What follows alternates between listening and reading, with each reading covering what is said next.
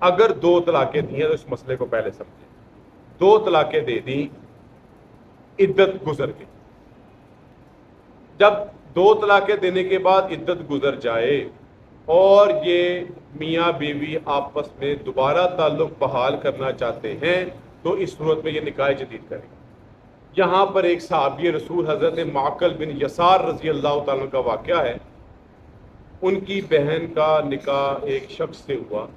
اس شخص نے ان کی بہن کو طلاق دے دی کسی وجہ سے، کوئی انبن ہو گئی، طلاق دی، اور طلاق 1 دی یا 2 دی. ایک بات یاد رکھیں، صحابہ کرام رضوان اللہ تعالیٰ عنہ اجمعین میں اگر طلاق دینے کا کوئی معاملہ ہوتا وہ کبھی بھی 3 نہیں دیا کرتے. حضرت عمر فاروق رضی اللہ تعالیٰ عنہ نے اپنے زمانہ خلافت میں پتہ چلتا کسی شخص مسلمان نے 3 طلاقیں اکٹھی دی ہیں، ساتھ میں درے بھی مارتے اور طلاق بھی واقعہ کرتے، تو ہو گئی ہے، ساتھ میں سزا بھی دیتے. کیوں کہ تم کیا جلد بازی کرتے ہو، اگر دینی ہے تو 1-2 دو تاکہ بعد میں کوئی راستہ باقی رہے. اس لیے یہ ناپسندیدہ عمل قرار دیا گیا ہے. عمر فاروق اس پہ سزا دیا کرتے تھے.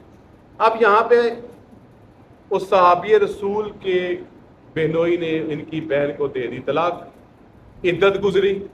اب عدت گزرنے کے بعد چونکہ نکاح جدید کے ساتھ وہ دونوں آپس میں رجوع کر سکتے تھے کہ وہ 3 نہیں تھی دی، انہوں نے آپس میں کوشش کی کہ رجوع کر لیں نکاح جدید کے ساتھ.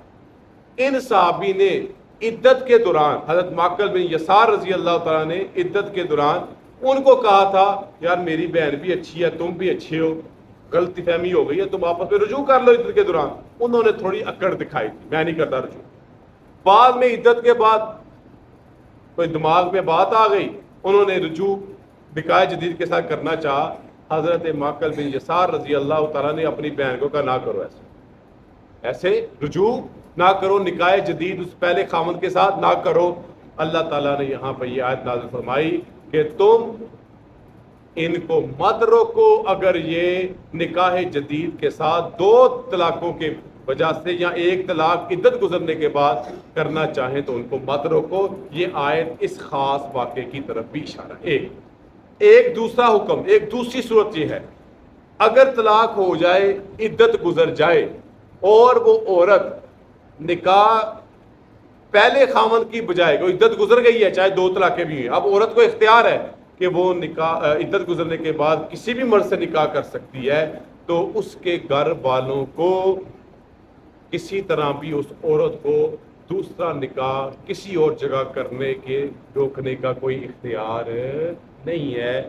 جیسے کہ ہمارے معاشرے میں بھی اس طرح کی ایک روش موجود ہے کہ بیچاری طلاق یافتہ عورت اگر دوسرا نکاح کرنا چاہے تو ہم بہت سی عیب والی باتیں شروع کر دیتے ہیں. ہمارے لیے بھی اس میں یہ سبق اور یہ نصیحت ہے کہ ہمیں بھی ان عورتوں کو دوسرے نکاح سے منع نہیں کرنا چاہیے. اگر ہم اس آیت کو اس خاص پس منظر میں دیکھیں تو اگر وہ پہلے خامند کے ساتھ بھی رجوع کرنا چاہیں بشرطے کہ 1 طلاق یا 2 طلاقیں عدت گزر چکی ہو تو ان کو پہلے خامند کے ساتھ نکاح دوبارہ کرنے سے مت روکے. 3 کی بات بالکل یہاں نہیں ہو رہی. 3 کا حکم اللہ نے پہلے بیان کر دیا ہے، فَلَا تَحِلُّ لَهُ مِن بَعْدُ حَتَّىٰ تَنْكِحَ زَوْجًا غَيْرَهُ. یہ حکم پہلے بیان ہو گیا جس کو حلالہ شرعیہ ہم کہتے ہیں. اب یہاں پہ یہی کہا گیا کہ جناب آپ ان کو مت رکھیں، اذا تراضوا بینہم بالمعروف، جب کہ وہ آپس میں دستور کے مطابق راضی ہو جائیں. ذالک یوعظ بہ، تم میں سے یہ نصیحت اسے کی جاتی ہے، اللہ کا حکم اسی پہ نافذ ہوتا ہے. من کان منکم یؤمن باللہ والیوم الآخر، جو اللہ اور قیامت کے دن پر ایمان رکھتا. یہاں پہ ایک واقعہ مجھے ضمناً یاد آ گیا، پہلے نہیں تھا ذہن میں. پارلیمنٹ کے اندر کچھ خواتین آزاد خیال، لبرل، مفتی محمود صاحب کے پاس آئے. پارلیمنٹ میں یہ آپس میں چلتا تھا ان کا ایک ہی جگہ. انہوں نے کہا مفتی صاحب اگر ہم پردہ نہ کریں تو پھر کیا ہوگا، ہم مجرم ہوں گی، کیا ہوگا، فلاں ہوگا، ہم نہیں کرتی تو کیا ہو جائے گا. مفتی صاحب نے کہا میں کب کہہ رہا ہوں تم کرو، یہ پردے کا حکم تو ان لوگوں کے لیے ہے من کان منکم یؤمن باللہ والیوم الآخر. اگر تمہارا اللہ اور آخرت پر ایمان ہے تو پھر تم خود پردہ کرو گی، اگر نہیں ایمان تو میں تمہیں زبردستی کروا نہیں سکتا۔ تو اللہ نے بھی فرما دیا یہ سارے حکم ان لوگوں کے لیے ہے جن کے دل میں اللہ پر ایمان ہے اور خوف خدا ہے اور آخرت پر ایمان ہے کہ ان تمام چیزوں کی پوچھ گچھ ہوگی، اور جس کا اللہ پر ایمان اور پوچھ گچھ والا معاملہ نہیں ہے وہ جو مرضی کرتا جائے اس کو پوچھنے والا نہیں۔ میں اور آپ کس درجے میں پوچھ سکتے ہیں؟ اللہ جانے، اللہ کا کام جانے۔ اللہ فرما رہے ہیں ذالکم ازکیٰ لکم، یہ ساری باتیں تمہاری پاکیزگی کے لیے ہیں اور تمہاری صفائی ستھرائی کے لیے ہیں۔ اللہ نے جتنے بھی نکاح، طلاق، عدت کے معاملات بیان کیے ہیں، اللہ تمہیں پاکیزہ بھی رکھنا چاہتا ہے اور تمہیں یہ گارنٹی ہے ان چیزوں پہ عمل کرنا، تمہاری پاکیزگی بھی اور تمہاری صفائی ستھرائی بھی، تمہاری طہارت کی گارنٹی ہے۔ واللہ یعلم وانتم لا تعلمون، اور اللہ ہی جانتا ہے اور تم نہیں جانتے۔